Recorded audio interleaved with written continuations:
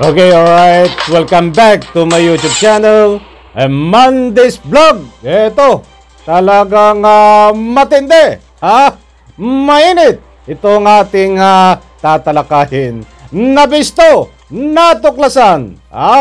Ay itong kumukupkup kay Arnie Tevez na babae dayan sa bansang Timor-Leste ay kasama din sa nabisita nitong si Manny Pacquiao.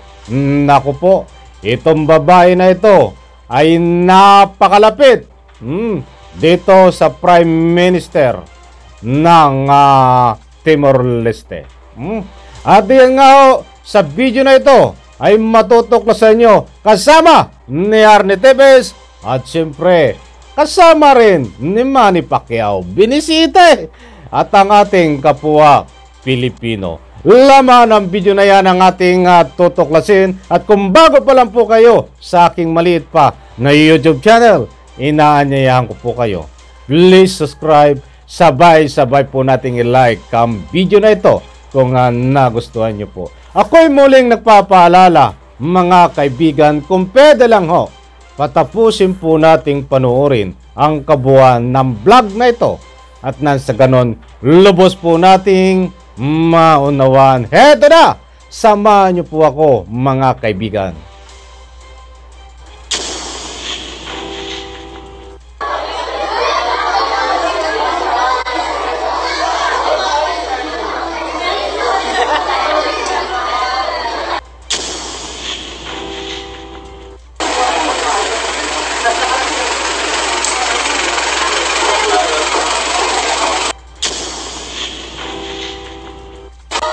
Senator and Papansang Kamo, Arnie Pacquiao.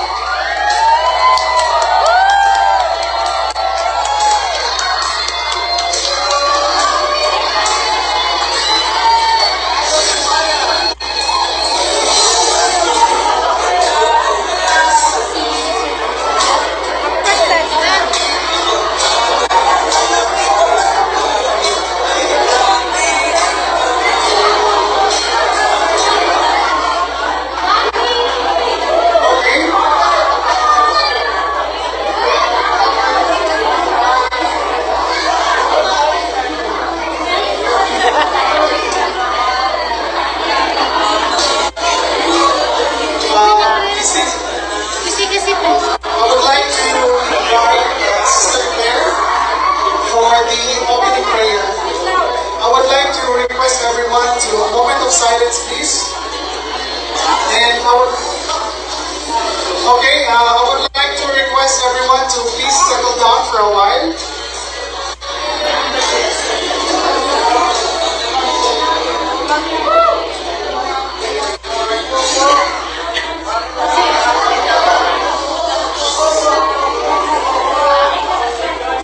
Moment of silence, please.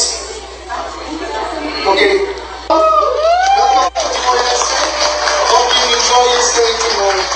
And of course, we would like to also say thank you for Rocky Construction for making this event possible.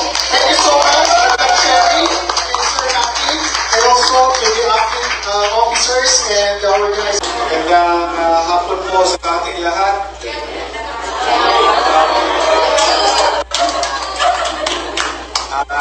Maraming salamat po sa pagkakataong ito na ako'y kayo ay makapili ko ngayong araw na ito. At ito po ang kaunanahan kong pagbisita dito sa Timor-Leste. At matagal na po invite sa akin noong 2016. Pero po naging busy po ako. Kaya ngayon lang po ako na talagang mayroong pagkakataon para bumisita dito. Lalo na sa inyong lahat, sa mga kababayan ko. Thank you for the warm welcome and the surprise welcome sa akin dito. Hindi ko akalain na ganito karami ang gustong ma-meet ko o marinig ako today. But thank you to all your support. Alam ko na nandito kayo para sa pamilya ninyo, nandito kayo para maghanap ng buhay, mapamairaos ang inyong pamilya. Ganyan din po ang pinagdaanan ko nung araw nung ako'y nag-umpisa. Talagang pumunta po ako ng Maynila na wala pong kakilang kamag-anak at ako lang po mag-isa. Yan po ang talagang hirap ng buhay ko nung ako'y napunta sa Manila dahil naranasan ko po sa Manila na doon ko po naranasan yung matulog ako gilid sa kanila na walang tapos doon ko po naranasan na walang pagkain, walang kumakain dahil walang kamag-anak at saka wala pong pera. Kaya po natuto ako ng magtinda ng bulaklak, magtinda ng pandesal, magtinda ng magtrabaho sa construction.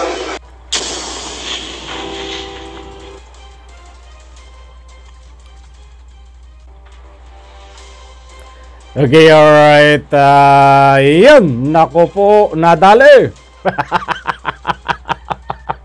Nadali na naman. Oh, at nadali rin tayo. At nadali rin po sila, mga kaibigan. Okay, alright. Yan, at napanood nyo po ang laman ng video. Yan pong pinanood nyo na laman ng video na yan ay nangyari ho diyan sa bansang Timor-Leste nung binisita po ni Manny Pacquiao itong bansang Timor-Leste Prime Minister. Isa-isahin ko ang mga binisita nitong ni Manny Pacquiao para naman sa mga bago nating subscribers pa at doon sa lahat po na hindi pa naunawaan kung bakit kung ano nga ba itong pagbisita ni Manny Pacquiao at kung ano nga ba itong bakit tinatalakay natin ito. Okay! Palakpakan nga muna. Talagang palakpakan na live. Nandito na naman tayo. Luzon, Visayas, Mindanao. Mga mahal kong OFW. Saan man sulok ng mundo kayo naroroon, halina po kayo at samahan nyo ako. At ating tatalakayin ito. Mahal nating kababayan diyan po sa Pilipinas, maraming salamat po sa inyong suporta. Malamig ang panahon dito sa aking kinalalagyan. Bata naiinitan ho ako. Gusto ko nang magubad ng jacket dahil sa init nito ating pagtatalakay. Palakpakan nga ulit. Talaga. Gagalit na naman sa atin ito ang kampo nila dahil tayo ho ay pumapalakpak. Ay wag na kayong magalit. Baka pwedeng mahalin niyo po ako ng lubusan kahit ang opinion natin ay magkakaiba. Ay pwede nyo po rin akong mahalin at kahit kayo po ay galit sa akin dahil pumapalakpak ko ako ay mahal ko po kayo. Palakpak Sasabihin nila malakas na naman akong mangasar. Hindi po ako nangasar. Yan po yung normal sa buhay ko. Ang pumalakpak, ang umismile. Hoy, napapaba tayo sa kwento? Napapahaba tayo dito sa ating may nga po hoy, hindi ako nangasar napapahaba ako dito sa aking pangasar. Hoy, hindi ako nangasar Diyos mio. Hoy, kumpirmado, talagang desidido na ang DOJ na sampahan ng kaso itong tatlong vlogger. Ay wala tayong magagawa. Iyan po ang ruling ng batas. Mga kaibigan, na kapag nilabag mo ang batas ay karapatan po ng ating namamahala at nagpapatupad na batas na ika nga po'y sampahan kung kinakailangan. Okay, maraming salamat po. Tayo po'y magtatalakay pa? Ay baka sabihin nyo, mahaba na naman ang ating ika nga pagtatalakay. Di wag na po natin talakayin mga kaibigan to. Basta ipapakita ko na lang yung video. Ano po? Hindi naman. Baka kasi nagbibiro lang ako. Counting, wag masyado kayong relax lang. Relax lang, alam niyo ho. lalong mas maganda ay dumadaan ho sa butas ng karayom. Sa mga ganitong bagay. At lalo pong tumatatag ang ating samahan. Sa palagay nyo ba, itong mga galit sa akin na ito, na mga buzzers, ay mamahalin nyo po ba ako? Ay mahal ko kayo. Mahalin nyo rin ako. Nakikiusap ako. Palakpakan! Maagang-maaga, nangasar ako. Sasabihin nyo nangasar na naman ako. Hindi totoo lang po yung akin Okay, diretso po tayo. Heto na matende ito. Katulad nga po ng nasabi ko, ay hindi ko na muling ipapaliwanag ang nasa rolling ng video na yan. At ito yung iba ho ay naipaliwanag ko na sa mga nakaraan nating vlog.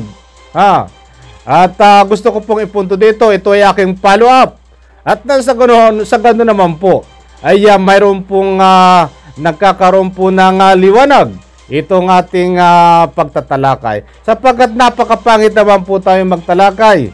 Nang ika nga po basta tinatalakay, walang follow up kung ano nga ba ang katotohanan dito sa mga sinasatchat, mga sinasabi natin. Ito nga po, isang ulit lang, kung matatandaan nyo po yung babae na nakapula, nakasama ni Arnie Tevez, yan ho, ang kumukupkop diyan sa bansang Timor-Leste, na napakalapit. Marami ang nagsasabi, di ko pwede sabihin dito na may ugnayan daw po ito at saka itong mataas na opisyal. Ay wala po tayong konfirmasyon dyan, kaya kaganon na lang po ang kalapit dito sa ikangay opisyal na ito. But hindi po yun ang ating topic. Ang gusto ko pong ipahiwatig dito, kayo na po ang magsabi. Doon po sa mga nakakaintindi. Kung hindi man nyo naiintindihan, ay pwede nyo po naman sabihin diyan na hindi nyo naiintindihan. Mahirap po nang tayo ay ika nga po hindi naiintindihan, tapos sabihin nyo, naiintindihan nyo. Okay, ito. Masarap mambitin di ba? Ay kayo po ba kapag bitin ay nasasarapan? Ibig ko sabihin, sasabihin nyo, iba naman yung sinasabi ko. Pag nabibitin po tayo sa ating mga tinatalakay, ang gusto kong ipunto, yung iba ho ay nagagalit, yung iba ho ay natutuwa. Ay karapatan nyo ho yan, mga kaibigan. Ay bitin na naman itong mga ito. Parang ayaw ko nang talakayan to kasi yung iba sinasabi na ika nga po bakit sasabihin ko pa ito? Ba't karapatan nyo yan, di ba? Hindi po, nagbibiro lang ako. Eto, seryoso po ako, mga kaibigan. Maliwanag po diyan na ang binisita ni Pacquiao ay itong Prime Minister, hindi ko lang pinakita diyan, at itong ating kababayan na kapwa Pilipino diyan sa bansang Timor-Leste. At higit sa lahat, ito ang ating pinaka-highlight kung sino ang itong binisita rin na ito. Ito yung yung nakikita nyo sa video na babae, dito sa kasama ni Pacquiao ay iba na ang suot, nakakulay maroon na babae na mahabang buhok, sexy to di ba? Doon po sa kasama na nakikita nyo ni Arnie Tevez, na nang suot ho na damit ay kulay red. Yan po ay isang babae between kasama ni Pacquiao at kasama ni Arnie Tevez. Hindi ko na po ulitin dahil nandiyan na po sa video na yan. Ang pangalan po na yan ay Cherry, na may-ari ho ng construction, supply, hardware na Rocky diyan po sa bansang Timor-Leste, na yan ho ay isang Pilipina, mga kaibigan. Hindi ko na ulitin. Ngayon bakit po natin nauulitan yan o bakit po natin pinapakilala dito, mga kaibigan? Iyan ang nagbibigay proteksyon kay Arnie Tevez. Yan ang nagkukupkup hanggang ngayon kay Arnie Tevez nasa ganun no, makapag-stay di ano, sa bansang Timor-Leste. Naulitin ko, ang babae na ito ay napakalakas. Bagyo ang lakas. Di ano, sa Prime Minister ng Timor-Leste. Tandaan po natin, Pilipino ito. Sino ho ang nag-organize para na sa ganun no, ang ika nga po mga kapwa natin Pilipino ay mapuntahan ni Manny Pacquiao ay ito pong babae na ito na si Cherry na protector ho ni Arnitibes. Mga kaibigan, ay maliwanag, di ba? Talagang matindi nila kuhan, talagang kayang-kayang paikutin ang bansang Timor-Leste ng babae nito. At bakit ko nasabi yun? Hindi po ito gagawin nitong babae na ito nang wala pong hiding agenda. Hidden agenda, mga kaibigan. Talagang bakit sasabihin nyo, tinatalakay po natin ito, mga kaibigan?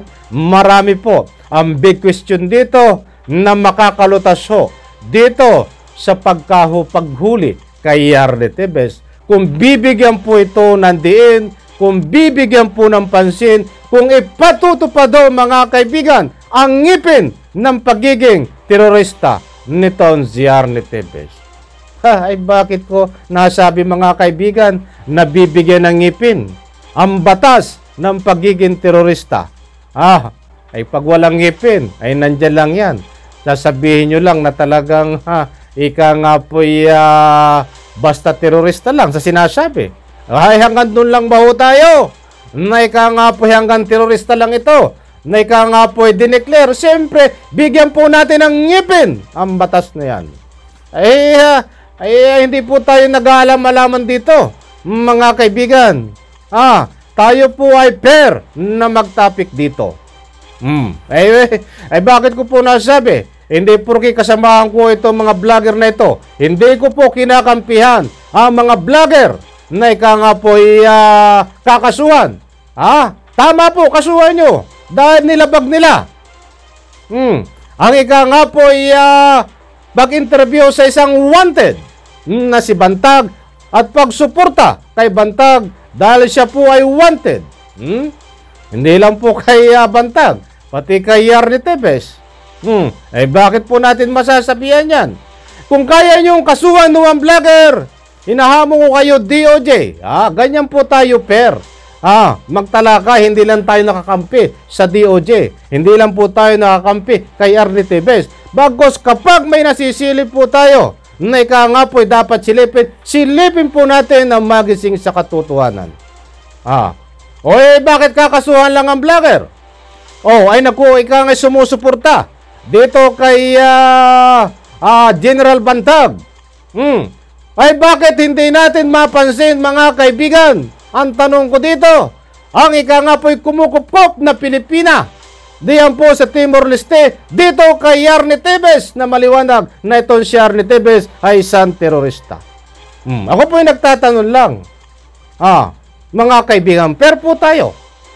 Inuulit ko po, hindi ko po kinakampihan ang mga vlogger na ika nga po'y sasampa ng kaso. Ang akin lang, wag lang po tayo nakapokus sa mga vlogger bagos may kumukupkop dito kay Arnitibes na isang Pilipina. Ano po ang magiging action natin diyan, mga kaibigan? Hindi po tayo nag-aalam-alaman dito. Ay ako po ay nagpapaalala, mga kaibigan. But Beno, itutwist ko naman ho itong ating pagbanat sa mga namamahala o sa DOJ. Baka naman po sila ay may ginagawa na lihim dito at pag-iimbestiga. Sapagkat nung nakaraan ho, kahapon, na press conference, at hindi ko pa ito naipapakita. Nung isang araw ito, press conference ng DOJ Secretary. Nasa akin pa ang video na may binitawan siya. Itong si DOJ Secretary na lahat ng galaw ay hindi kailangang ipaalam. Dahil ito ay confidential, mga kaibigan.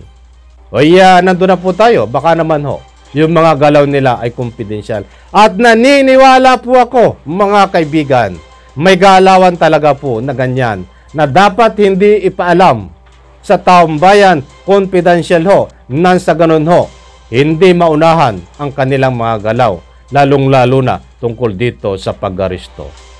Kaya lang po, sana itong mga galaw na ito ay kasama sa ginagalaw itong babae na ito. Ay baka mamaya gumagalaw po itong mga nanunungkulan sa ating pamahalaan ay hindi kasama sa ginagalaw itong babae na ito na kumukop-kop diyan po kay Yarny Tevez sa bansang Timor-Leste. Sana po mga kaibigan, hindi ko na ito hahabaan at nakuha nyo ang gusto kong ipunto dito. Ha? Ano po, ako po ay naniniwala na ang pagkikita ho nitong babae na ito between Manny Pacquiao at siya pa nag-organize para magkaroon po ng meet together ang ating kapwa Pilipino ay siya din po ang nagpadala diyan ho sa bansang siya din po ang may ugnayan para mapadala itong si Manny Pacquiao diyan po sa bansang Timor-Leste. At may kaugnayan din po ito si Yarny Tevez dahil ito pong babae na ito nung dumating si Manny Pacquiao ay kitang-kita, huli sa video, ang babae na yan ay nakasuot ng kulay red na pinoprotektahan ho ni Yarny Tevez. Ha? Sana nakuha nyo ang gusto kong ipunto dito. Ha? At ganyan ho dapat mga kaibigan, hindi naman ho tayo ika nga po'y nagbubuhat ng sariling bangko. Hindi porke nakakampi tayo sa pamahalaan ay habang buhay tayo na ika nga po'y laging papuri, mga kaibigan. Dapat ho, hindi gano'n. Yun po ang gusto kong tama na ika nga po'y style ng aking pagbablog. Hindi po tayo pwedeng ika nga po'y naka-stick lang sa isa. Kakampi ka doon, habang buhay kakampi ka, hindi pwede. Dapat gaganyan at gaganyan po tayo para maging fair po tayo sa ating ika nga po'y pinaglalaban. Bakit ko po nasasabi yan? Alam niyo ho, kaya ang iba ay nasisilip na mga vlogger. Hindi ko naman sinasabi na ginagawa nila ito. Ang isang batayan po mga kaibigan kung bakit ang ibang vlogger ay nakakasuhan hindi lang po sa Pilipinas. Sapagkat kahit alam nila na mali na ang kanilang pinaglalaban dahil iniidolo nila ang mga tao na tinatapik nila. Hindi po sila tumitingin sa ebidensya, bagos tumitingin sila una, hidden agenda, involve ang pera. Pangalawa, idolo nila yung tao na kahit mali, ayaw nilang tirahin dahil idolo nila. Ba't hindi po ganyan ang dapat kong ikangay takbo ng aking pag-vlog? Mayroon po akong sariling identity, mga kaibigan. Sana po maunawaan nyo, ha? Okay, alright. Maraming salamat po. Pagpalain po tayo lahat. At sabay-sabay po nating i-like ang video na ito. At wala na po tayong oras, mga kaibigan. Shoutout pa ba tayo? Padaan na lang po natin counting shoutout. At siyempre, marami po nag-aabang sa kanilang mga public opinion din. At dito sa ating pagtatalakay, binibigyan po natin ng counting portion sa bandang huli. At nasa ganoon naman po ay bigyan natin ng halaga itong mahal nating mga nagbibigay ng public opinion. Eto, buhat kay Jabernaldi. Jabernaldi, shoutout at maraming salamat. Huwag nyo kaming ipasok sa maling impormasyon. Halatado naman magkasabwat yan si Yarny Tevez at Pacquiao. At bakit pumunta si Yarny Tevez sa airport, hindi ako maniwala. Ay alam nyo ho, ang dami ko ng explanation dito sa kung bakit nangyari yun. But ang taong bayan ho, hindi ho naniniwala na walang ugnayan itong dalawang ito. Irespeto po natin ang kanilang mga public opinion dahil may ebidensya ho. Nagbabatay sila sa video na kung susuriin mo ho, ay talagang tama sinasabi ng ating mga nagbibigay ng public opinion diyan. Maraming salamat. Okay. Charles Mainet. Ganyan dapat totoong balita. Ayun na. Abay, pinuri ako nito Totoo daw balita kasi mayroong batay. Maraming salamat Charles Mainet. Alam mo, hindi ko naman hinahangad sa akin na purihin ako. Ang gusto ko lang naman ho ay makita ang inyong mga public opinion para naman sa ganun ho ay maging kabahagi kayo dito sa aking pagtatalakay, mga kaibigan. Okay. But maraming salamat to sa nagpupuri, ha? Dapat yan, Idol 11 yun. Very sorry, ha? Nasa na ba ito? Marami kasing words na kailangang labag doon kay YouTube, kaya minsan hindi ko na tinutuloy, ha? Eto, Vicentelo, maraming salamat. Correction, ex-senator, wala na sa Senado si Manny. Kaya pwede wag niyong tawagin senador. Aba, ay kita niyo, marami ang ayaw na dito eh. Kasi sa kanyang ginagawa. Maraming salamat po.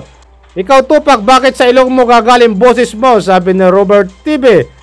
Tungkol naman kay Atty. Topacio. Last na lang wala na po tayong oras. Nasa na ba ito? Mga kaalyado yan nila ni Digong, sana makamit ng mga tao na binapas lang na nila na walang kalaban-laban. Erlas Samen Usis, maraming salamat, ha. Sana makasuhan di banat. Maraming salamat. Marami kasi nga dito eh. Dapat hindi ko dapat babasahin, ha. Wala na akong tiwala kay Manny Pacquiao. Balimbing, di ko makampi sa mga kriminal. Delikado ito. Mabuti na lang hindi nanalo sa pagka-presidente. Ayan, Recanopen, maraming salamat. Shoutout po. Alam nyo, yung mga public opinion na yan ay napaka-importante. Kaya't huwag po kayong magsasawa na magbigay ng public opinion diyan. Dahil diyan po ako nagbabatay din. Diyan din ako kumukuha ng mga idea at binibigyan ko po ng pansin yan. Kung hindi ko man mabanggit ho, dito ay pinupusuan ko po yan. Understood, nabasa ko na po, mga kaibigan. Maraming salamat po at pagpalain po tayo lahat. Nako, palakpakan muna. Talaga wala na naman tayong oras, ha? Pagpalain po tayo lahat. Maraming salamat. Bye-bye.